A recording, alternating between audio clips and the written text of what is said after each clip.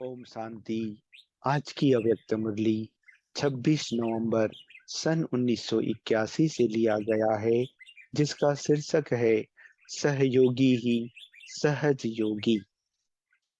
राज ऋषि सहयोगी सहज योगी बच्चों के प्रति अव्यक्त बाप दादा बोले।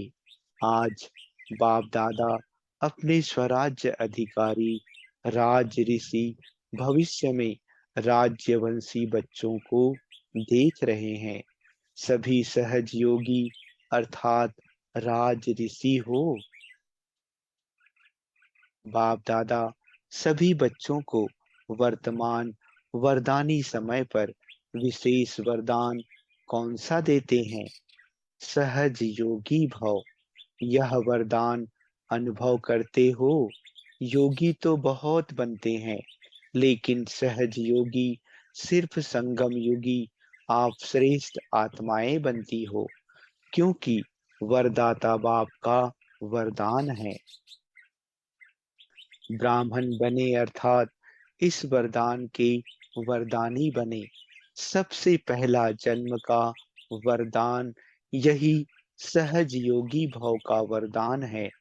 तो अपने आप से पूछो, वरदानी बाप, वरदानी समय और आप भी वरदान लेने वाली श्रेष्ठ आत्माएं हो। इस वरदान को सदा बुद्धि में याद रखना। यह है वरदान को जीवन में लाना। तो ऐसे वरदान को सदा प्राप्त की हुई आत्मा प्राप्ति स्वरूप आत्मा समझते हो। वह मेहनत भी करनी पड़ती है। सदा वरदानी आत्मा हो।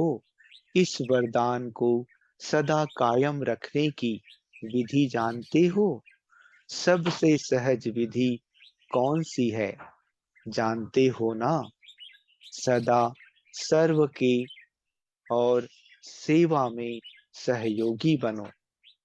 तो सहयोगी ही सहज योगी हैं।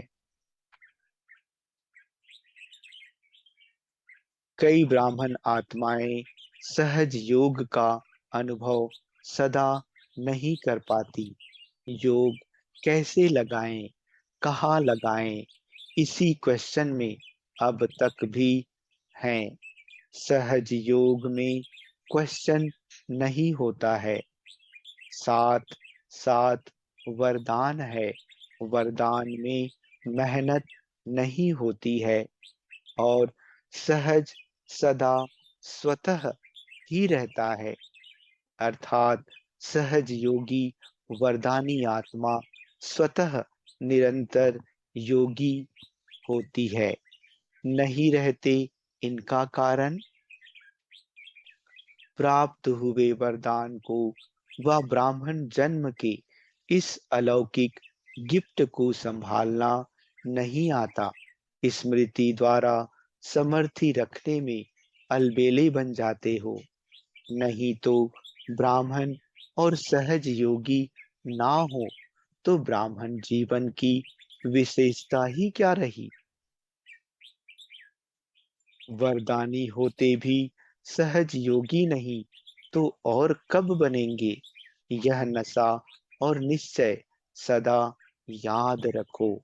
यह हमारा जन्म का वरदान है।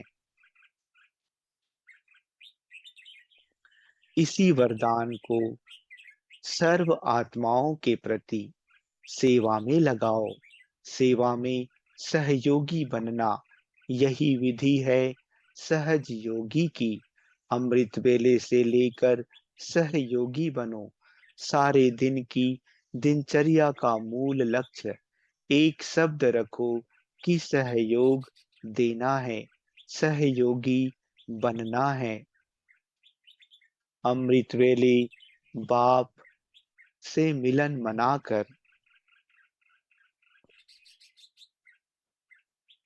बाप समान मास्टर बीज रूप बन, मास्टर विश्व कल्याणकारी बन। सर्व आत्माओं को अपनी प्राप्त हुई शक्तियों के द्वारा आत्माओं की वृत्ति और वायुमंडल परिवर्तन करने के लिए सहयोगी बनो। बीज द्वारा सारे वृक्ष को रूहानी जल देने के सहयोगी बनो, जिससे सर्व आत्माओं रूपी पत्तों को प्राप्ति के पानी मिलने का अनुभव हो। ऐसे अमृत वेले से लेकर जो भी सारे दिन में कार्य करते हो, हर कार्य का लक्ष्य सहयोग देना हो। चाहे व्यवहार के कार्य में जाते हो, प्रवृत्ति को चलाने के कार्य में रहते हो, लेकिन सदा यह चेक करो, लौकिक व्यवहार में भी स्वप्रति व साथियों के प्रति शुभ भावना और शुभ कामना से वायुमंडल रूहानी बनाने का सहयोग दिया। व ऐसे ही रिवाजी अर्थात साधारण रीति से अपनी ड्यूटी बजाकर आ गए। जैसा जिसका ऑक्यूपेशन होता है, वह जहाँ भी जाएंगे अपने ऑक्यूपेशन प्रमाण कार्य जरूर करेंगे। आप सबका विशेष ऑक्यूपेशन ही है सहयोगी बनना। वह कैसे भूल सकते? तो हर कार्य में सहयोगी बनना है, अर्थात सहजयोगी बन जाएंगे। कोई भी सेकंड सहयोगी बनने के सिवाय ना हो। चाहे मनसा में सहयोगी बनो, चाहे वाचा से सहयोगी बनो, चाहे संबंध संपर्क के द्वारा सहयोगी बनो, चाहे स्थूल कर्म द्वारा सहयोगी बनो, लेकिन सहयोगी जरूर बनना है, क्योंकि आप सभी दाता के बच्चे हो। दाता के बच्चे सदा देते रहते हैं। तो क्या देना है? सहयोग। स्वपरिवर्तन के लिए भी स्वयं के भी सहयोगी बनो। कैसे? साक्षी बन स्व के प्रति भी सदा शुभ चिंतन की वृत्ति और रूहानी वायुमंडल बनाने के लिए स्व प्रति भी सहयोगी बनो। जब प्रकृति अपने वायुमंडल के प्रभाव में सभी को अनुभव करा सकती है, जैसे सर्दी, गर्मी, प्रकृति अपना वायुमंडल पर प्रभाव डाल देती है, ऐसे प्रकृति जीत सदा सहयोगी सहज योगी आत्माएं अपनी रूहानी वायुमंडल का प्रभाव अनुभव नहीं करा सकती। सदा स्वप्रति और सर्व के प्रति सहयोग की शुभ भावना रखते हुए सहयोगी आत्मा बनो। वह ऐसा है, वह ऐसा कोई करता है, यह नहीं सोचो। कैसा भी वायुमंडल है, व्यक्ति है, मुझे सहयोग देना है। ऐसे सभी ब्राह्मण आत्माएं सदा सहयोगी बन जाएं तो क्या हो जाएगा? सभी सहज योगी स्वतः हो जाएंगे, क्योंकि सर्व आत्माओं का सहयोग मिलने से कमजोर भी शक्तिशाली हो जाते हैं। कमजोरी समाप्त होने से सहयोगी तो हो ही जाएंगे ना। कोई भी प्रकार की कमजोरी मुश्किल व मेहनत का अनुभव कराती है। शक्तिशाली है तो सब सहज है। तो क्या करना पड़े? सदा चाहे तन से, मन से, धन से, मनसा से, वाणी से व कर्म से सहयोगी बनना है। अगर कोई मन से नहीं कर सकते, तो तन और धन से सहयोगी बनो। मनसा वाणी से नहीं तो कर्म से सहयोगी बनो। संबंध जुड़वाने व संपर्क रखाने के सहयोगी बनो। सिर्फ संदेश देने के सहयोगी नहीं बनो, अपने परिवर्तन से सहयोगी बनो। अपने सर्व प्राप्तियों के अनुभव सुनाने के सहयोगी बनो। अपने सदा हर्षित रहने वाली सूरत से सहयोगी बनो। किसी को गुणों के दान द्वारा सहयोगी बनो। किसी को उमंग उत्साह बढ़ाने के सहयोगी बनो। जिसमें भी सहयोगी बन सको, उसमें सहयोगी सदा बनो। यही सहज योग है। समझा? क्या करना है? यह तो सहज है ना। जो है वह देना है। जो कर सकते हो वह करो। सब नहीं कर सकते हो तो एक तो कर सकते हो ना।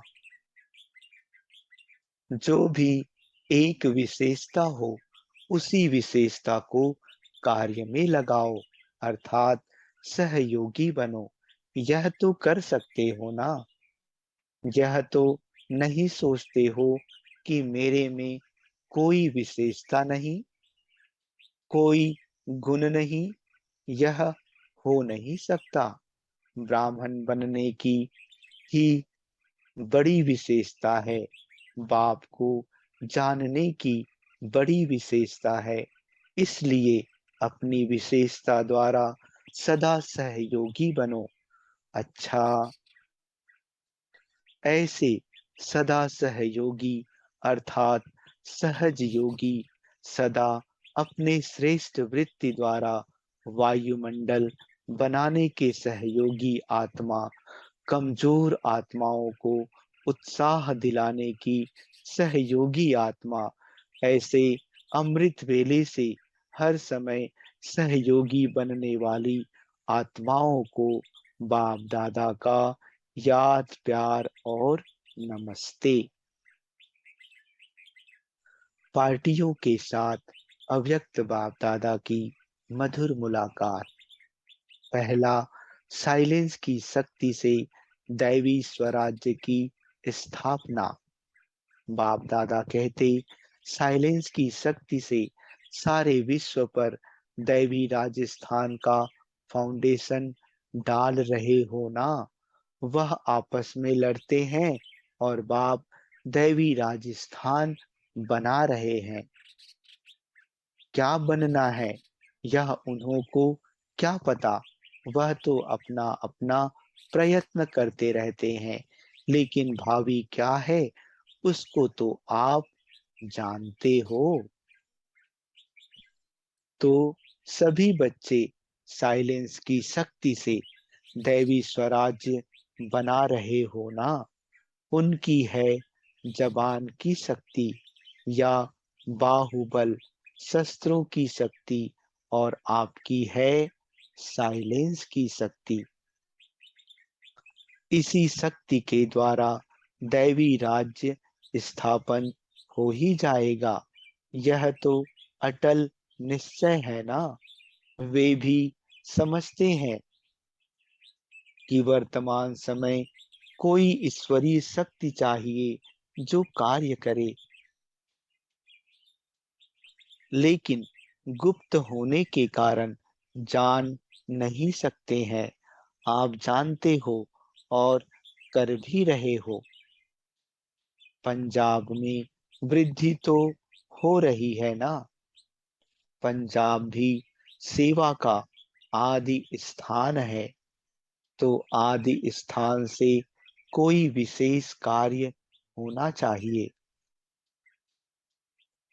रूहानी बाप के बच्चे होने के नाते रूहानी सेवा करना हर बच्चे का कार्य है। जो बाप का कार्य वही बच्चों का कार्य।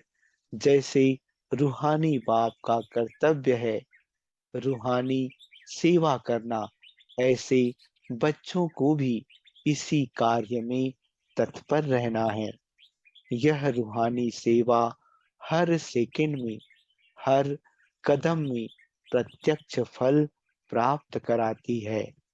प्रत्यक्ष फल है खुशी। जितनी सेवा करते उतना खुशी का खजाना बढ़ता जाता है। एक का पदम गुना मिलता है। ऐसे समझते हो?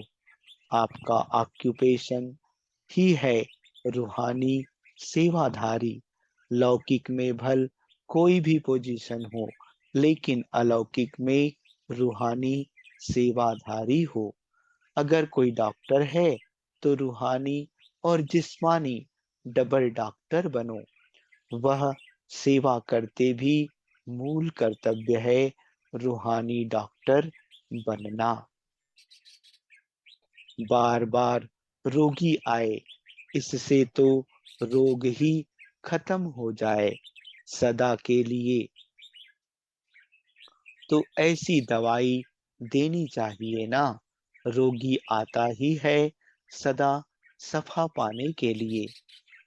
सदा सफा होगी रूहानी सेवा से। अच्छा। ओम शांति।